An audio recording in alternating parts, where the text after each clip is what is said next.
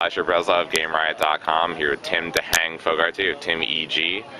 What's going on, Tim? Not much, man. How's it going? Pretty good. How's your Sunday? Pretty good. Just enjoying the day off. Just went swimming earlier, and I'm here with you. So how was your QuakeCon experience this year? It was very good, I would probably say. I mean, this is my second QuakeCon ever.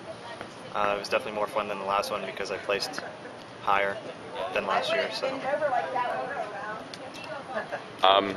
How was the slant tournament system in the second day compared to the first day when there were tournament problems? The second day was a lot smoother. I think there was like server problems, like the pages would load after 30 minutes, you know, it was just really, really slow.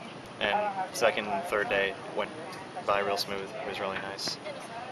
Would you recommend that the system should be used in other tournaments?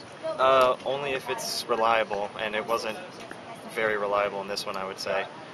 If it works, then yes. I just think tournaments need to be done properly, whether it's manually or like automated with software. Like, it just needs to be done properly. It doesn't matter how. Going into your game versus Thumpa, how was it to play such a great Quake World player? Do you think that you would have a chance of beating him on Quake World? I thought I did have a chance, especially on Aerowalk, that I would beat him. I would maybe not beat him. I knew I would give him a game though, but I didn't expect to beat him the way I did. When you played Lost Cause, he's probably one of the most diverse players in the entire bracket, knowing 3 games out of the 4 when a lot of players just know 2.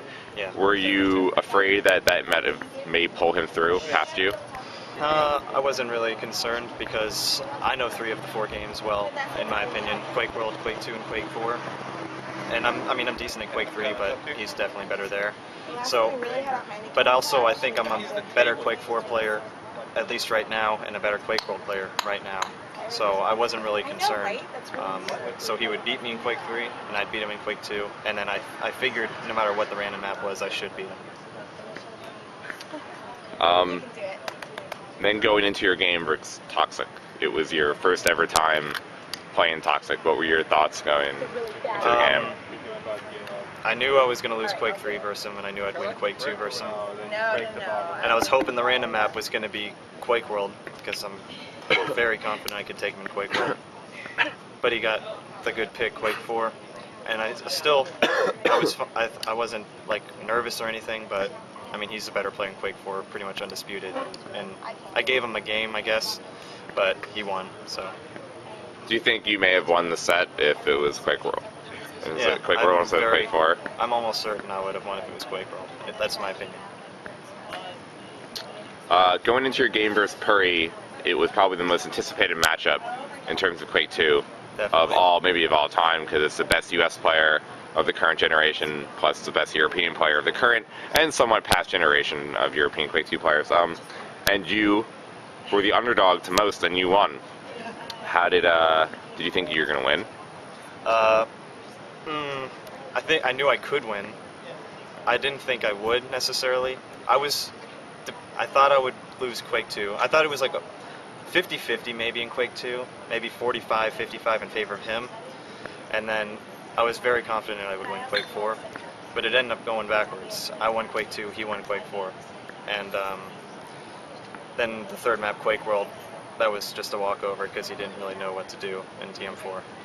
Can you talk about how you defeated Puri in Quake 2 on ZTN? Yeah, I got a good start. I got the RA spawn, and he was playing a little too aggressive, and I kind of punished him for it, I would say, getting an 8-0 lead. Then, once he got that first frag on me, making it 8-1, like a minute and a half or 2 minutes later, it was 8-7. I was getting kind of worried, but I tried to just stay calm and play defensive with rockets, and I would end up, again, he would get aggressive, because there was like 2 minutes left, and I was still up by 1, and I think he figured he had to make a move, and he ate like 4 rockets in a row by red armor, and I killed him. And that's pretty much where the game ended, because I got a bunch of spawn frags right after. Do you think if he played a little bit more defensive that he would have given you more of a game, or maybe even won the game? But that's not Puri's style. Like, I didn't expect him to play defensive at all. Like, that's what he's known for, is his aggressive style, like real good aim, and he's smart with his aggression too. But when the other opponent knows that you play aggressive, it'll work to the other player's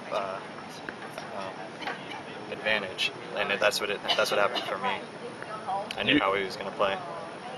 You expected to win Quake 4. Yeah. But then you ended up losing. What happened? There's two critical factors, I would say. One is I had control, and I think it was a tie game. And when I dropped down to RA on Monsoon, I had about 300 total health, and I didn't hit him with a single rocket, and I got destroyed, that was pretty bad for my mentality the rest of the game, because he had control. And then when there was 3 minutes left, I think it was tied, and he just hit some really clutch rails. And, I mean, his rail was, I don't know, it was on when it needed to be on, so he won. Going back to your Quake 2 match, some people say that maybe Purry played bad in his game, and that it wasn't you who played as well. You played good, but not as well. What do you think about that? I don't think Purry played any different than... He didn't play any different than I expected him to, at least the way he played. Usually he can just get away with playing aggressive and trample over people because he's smart with his aggression and he has really good aim. But versus me, I was prepared, and you can watch the demo. I don't think he played bad. Maybe there was a few questionable decisions where he thought he could walk over me in the beginning and he paid for it. But I think I played smart and deserved the win rather than him giving it to me. Do you think if that Arrow Walk was played instead of DM4 that he may have had a better chance to beat you? No, because Arrow Walk is actually my better map in Quake World by far. I've been working on movement for a few weeks in that game, and I beat Thumpa on it pretty bad, something like 28-9. So if it was Quake World either map, he pretty much had no chance in my opinion. How do you feel about your third place finish here? I feel good about it. I knew I should get top 4. I was kind of hoping I'd get top 2, but I mean that's where the random map kind of plays a critical role. I still feel I should be Toxic in Quake 4. I mean, you got to be good at all the games, you know. You can't just... I'd say you should be... If you're bad at 1, that's okay. But you should be good at 3 of the games, and I think I am. But Toxic's really damn good at Quake 4. But if it was Quake World versus Toxic, I would have beat him, I think. But then again, I got a little lucky versus Purry because the random map was Quake World instead of Quake 3. So in a way, I got unlucky versus Toxic, but lucky versus Purry. So it's like, it evens out, I guess. What will you be doing after QuakeCon? I'm going to school. August 20th is when I start settling in, but after that, I'm going straight to WSVG Toronto, and I'm hoping to do well there. Okay. Anything else that you'd like to say? I'd like to thank EG for their support, and their sponsors, Intel, Razer, Killer, and Stoked Energy Drinks. Okay. Thank you.